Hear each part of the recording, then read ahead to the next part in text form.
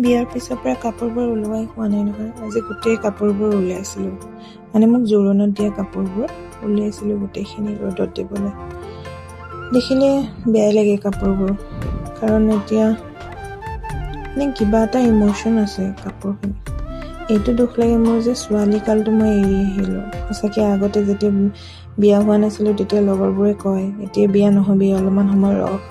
এনেকুৱা নহয় যে বিয়া হোৱাৰ পিছত কিবা দুখ পাইছোঁ বা কষ্ট পাইছোঁ, তেনেকুৱাও নহয়। কিন্তু সঁচাকৈ ছোৱালী জীৱনটো বহুত বেলেগ হয় আৰু বোৱাৰী জীৱনটো বহুত বেলেগ। যিমান যি মানে সুখ পালেও তাৰ মাজতো মানে ঘৰৰ যেনেকৈ আছিলোঁ বা যোনেই নহওক, অকল মই বুলি নহয়, যোন ছোৱালীয়ে নহওক, সঁচাকৈ জীৱনটো বহুত বেলেগ। নিজৰ মা দেউতাক এৰি আহি পেলাই মই যে ৰাতিপুৱা উঠিলে সদায় ভাইটিহঁতৰ লগত ইমান যে কাজিয়া কৰোঁ, এতিয়া সেইবোৰো নাই।